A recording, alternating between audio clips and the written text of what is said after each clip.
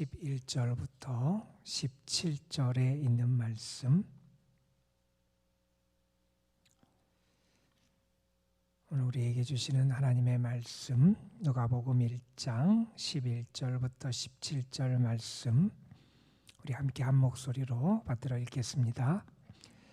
주의 사자가 그에게 나타나 향단 우편에 선지라.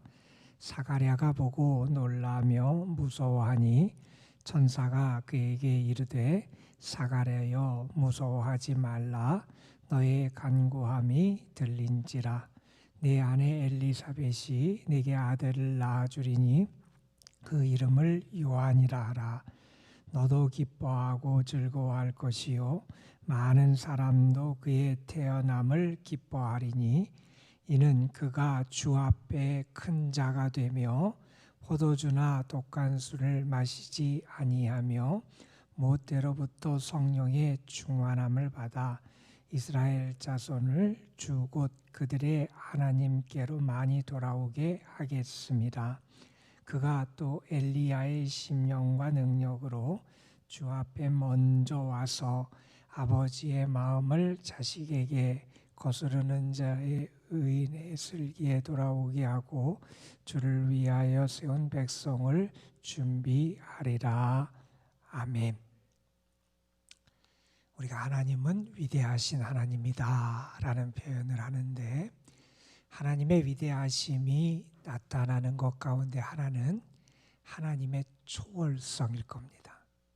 우리와는 다른 그 하나님의 뛰어나신 능력, 그리고 그 하나님께서 이 세상을 만드시고 다스리는 그러한 하나님의 초월적인 능력, 초월성은 하나님이 얼마나 능력이 많고 위대한 분인가 하는 것을 우리에게 아주 분명하게 나타내 줍니다. 상반되는 이야기일지 모르지만 또한 하나님의 위대하심을 우리가 크게 경험할 수 있는 것 가운데 하나는 하나님의 내재하심, 내재성이다, 이런 이야기를 합니다. 무슨 얘기냐면 그렇게 위대하신 하나님, 초월적인 하나님, 온 세상을 만들고 다스리고 주관하시는 그 하나님이 우리 가운데 임하시더라는 겁니다. 그 하나님이 우리와 함께 하신다는 겁니다. 그 하나님이 우리 가운데 거하신다는 겁니다. 그런데 더 놀라운 것은 그러한 우리가 어떤 존재냐는 거예요. 우리가 살아가는 이 땅이 어떤 존재냐, 하나님이 임하시기에 아름답고 좋고 거룩하고 우리가 의인된 모습으로 있는 우리에게 하나님이 임하시고 함께하는 게 아니라, 우리는 연약한 죄인이고 우리는 또한 어리석기도 하고 약하기도 하고 부족하고 그러한 죄인된 그러한 우리인데, 그러한 우리에게 하나님이 함께 하시고 그러한 하나님이 사랑이 우리에게 나타나고 하나님이 우리를 도우신다 하는 것은 정말로 하나님이 얼마나 위대하신 분인가 하는 것을 우리에게 보여준다는 겁니다. 그래서 하나님의 위대함은 하나님의 초월성을 통해서도 나타나지만 우리와 함께 하시고 우리 중에 거하시는 이 하나님의 내재하심의 역사를 통해서 우리에게 분명하게 경험될 수 있다 하는 사실이죠. 오늘 말씀을 봐도 하나님께서 아픔을 가진 자 혹은 부끄러움을 가진 인생, 그 세상적으로 말하면 결핍 가운데 있는 인생을 찾아오셔서 그들을 도우시고 그들의 아픔, 그들의 부끄러움, 그들의 상처 혹은 그들의 연약함을 씻으시고 온전케 하시고 회복하시는 그러한 은혜를 베풀어 주시는 하나님이심을 우리에게 보여주는 말씀이 오늘 말씀이기도 합니다. 오늘 말씀은 예수님 앞에서 주의 길을 예비했던 세례 요한과 관련된 이야기고, 세례 요한의 출생을 예고하시는 그러한 말씀이죠. 우리가 잘 아는 그러한 내용인데 세례 요한의 아버지가 사가랴고 그 어머니가 엘리사벳, 여기 등장하는 이름대로 이 두 부부에게 아이가 없었어요. 사가랴는 제사장이었고 그 두 부부의 아이가 없어 잉태하지 못했다. 오늘 읽을 말씀 바로 앞에 있는 1장 7절에 보면 엘리사벳이 잉태하지 못하고 그들에게 자식이 없었다 하는 표현을 하고 덧붙여서 이런 표현을 합니다. 두 사람의 나이가 많더라, 이런 얘기를 합니다. 이제 자식도 없는데 나이가 많아요. 세상적으로 볼 때는 그들이 이제 더 이상 자녀를 낳을 수 있는 가능성이 없는 그러한 상황이었어요. 그 당시 자녀가 없다는 것이 그 부부에게 얼마나 큰 아픔이고 부족함이고 그러한 상처가 됐는지 아마 모를 겁니다. 그러한 그들의 가정에 주님께서 주의 사자를 보내주세요. 그러면서 말씀하십니다. 너의 간구함이 들려서 내 아내 엘리사벳이 내게 아들을 낳을 것이다. 그러면서 사가랴에게 주의 천사가 그 아들 요한의 출생에 대한 것을 예고하시지요. 오랫동안 수태하지 못한 여인이 아들을 낳게 된다 할 때 우리가 구약에서도 떠오르는 인물이 있습니다. 대표적인 인물이 아마 아브라함의 집안일 거예요. 하나님께서 아브라함에게 그의 자손이 하늘의 별처럼 바다의 모래알처럼 많을 거다. 너로 말미암아 큰 민족을 이룰 것이다. 이렇게 말씀하셨지만 아들이 없었잖아요.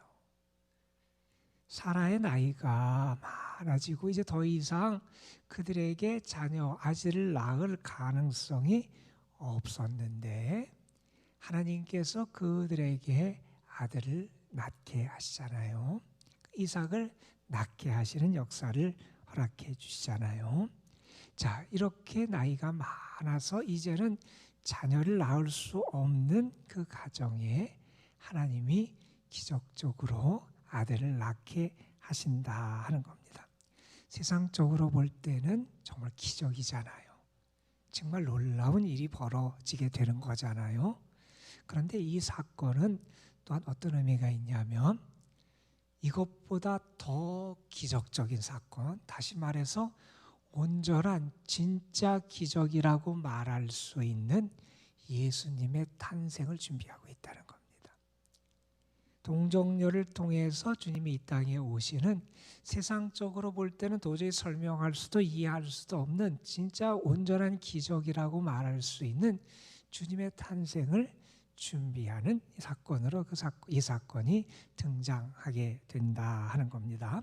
자, 그런데 이 사건을 소개하면서 천사가 사가랴에게 했던 말씀이 여기 등장을 해요. 무서워하지 말아라. 주의 사자가 나타나니 사가랴가 놀랍고 무서워하지요. 그랬더니 무서워하지 말아라 하는 말씀을 하고 13절에 이런 말씀을 덧붙입니다.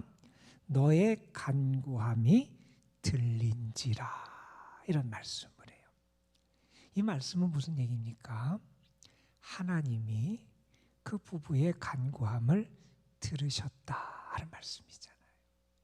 하나님은 어떤 하나님이냐?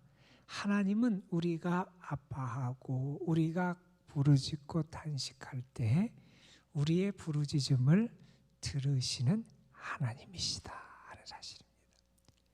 하나님이 들으신다는 겁니다. 우리는 분명히 그 믿음을 갖고 하나님 앞에 기도하지요. 오늘도 하나님이 우리의 기도를 들으신다. 오늘도 하나님이 우리에게 응답하시는 하나님이시다 하는 사실을 우리는 분명히 기억해야 합니다. 자, 그러면서 아들을 낳게 될 거다 그러면서 이름을 요한이라고 하는 그러한 이름을 주시죠. 여기 13절 뒷부분에 그렇게 요한이라고 불러라 이렇게 얘기를 하시지요. 이 요한, 이것을 히브리식으로 표현하면 요하난이라고 하는 이름이 됩니다. 이 요한이란 이름의 뜻은 은혜스러운, 이런 뜻이에요. 자, 이제 그의 삶에 하나님의 은혜가 임하게 된다는 겁니다. 하나님의 응답이 있고 하나님이 그들의 간구함을 들으시고 그들에게 하나님이 은혜스러운 역사를 허락해 주신다 하는 겁니다. 분명히 우리는 믿습니다.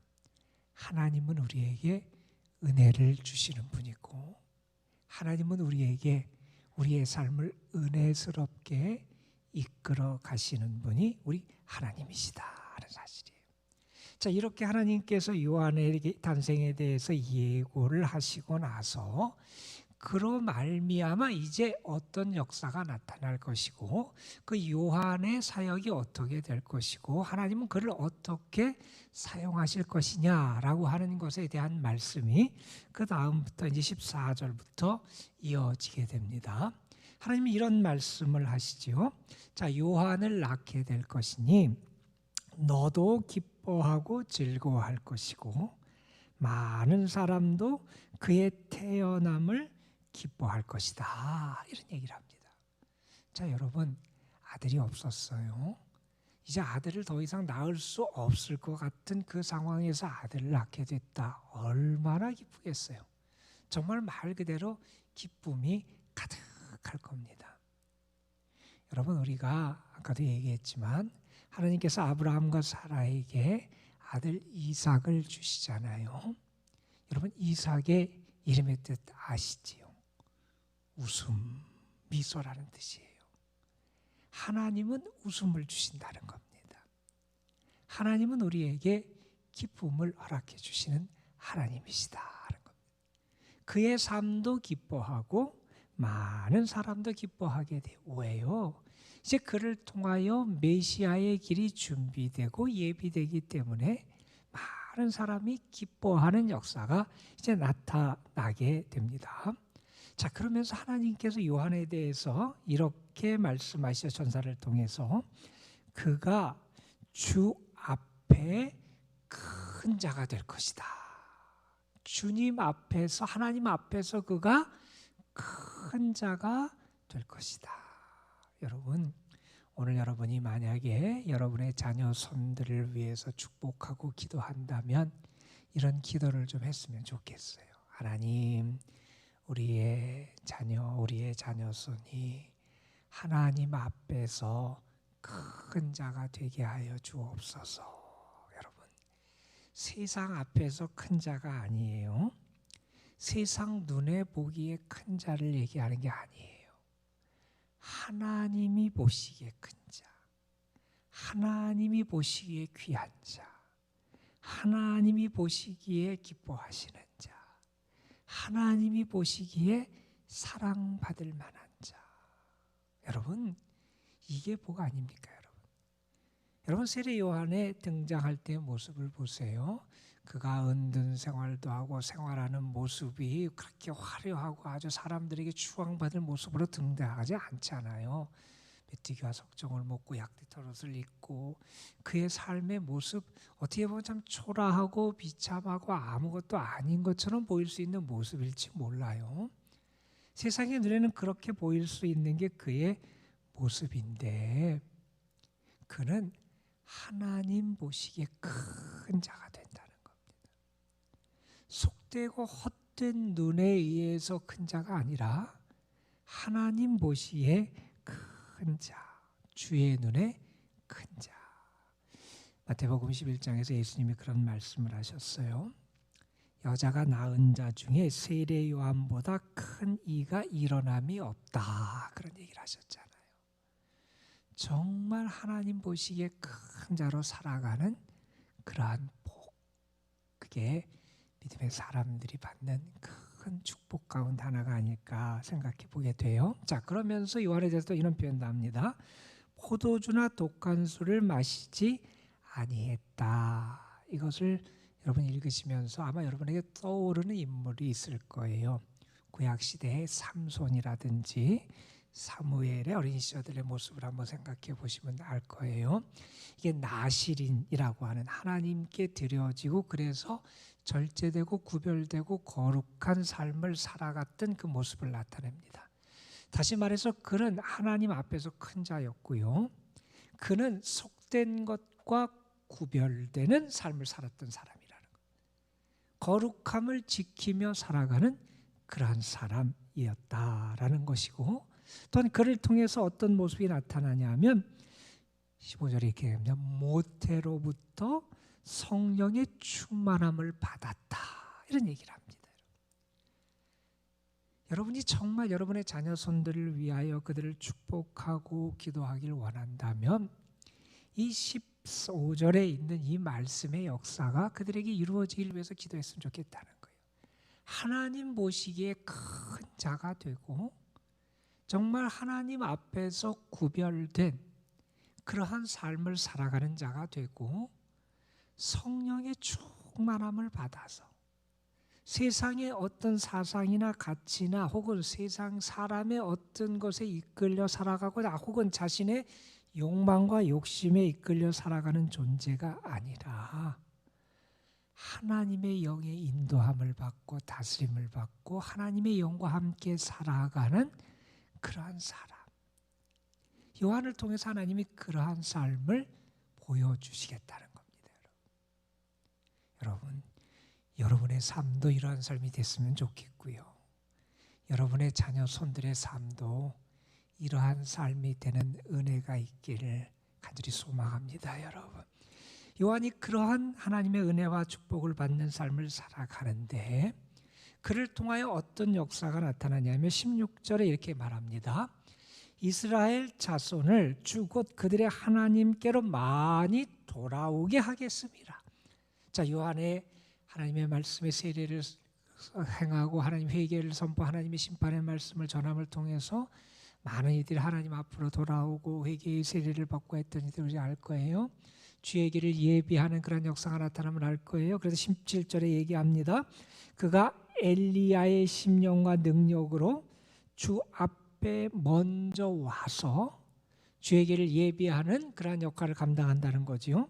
아버지의 마음을 자식에게 거스르는 자를 의인의 슬기에 돌아오게 하고 주를 위하여 세운 백성을 준비하리라.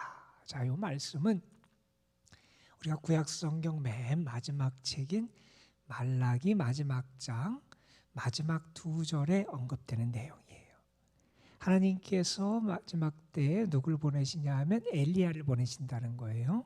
그래서 엘리야를 보내셔서 아버지의 마음을 자녀에게, 자녀를 다시 아버지에게로 돌아오게 하는 그런 역사를 행하실 거다라고 하는 말씀을 하는데, 마치 그 역할을 주님 앞에 와서 주의 길을 예비하는 이 세례 요한이 그러한 역할을 하게 될 것이다 하는 것을 보여주는 그러한 내용이지요. 자, 하나님이 세례 요한을 그 땅에 보내주시고 그 사가랴와 엘리사의 그 가문의 아들을 주셔서 그를 통하여 어떤 일을 하시고 어떤 역할을 감당하게 하실 것을 예고하신 그런 말씀이에요. 우리 이 말씀을 보면서 하나님이 세례 요한을 통해서 이루실 큰 일과 세례 요한이 그 일을 통해서 하나님을 어떻게 영화롭게 하고 하나님의 그 역사를 감당하는지도 우리가 보지만 가장 중요한 것은 하나님이 어떤 분으로 임하시느냐 하는 겁니다, 여러분. 그 어려움이 있고 아픔이 있고 결핍이 있던 그들을 하나님이 찾아가셔서 그들의 간구에 응답하시고 그들을 통하여 하나님의 역사를 이루어 주시고 그들과 함께 하시는 그 하나님이 이 가운데 나타난다는 겁니다.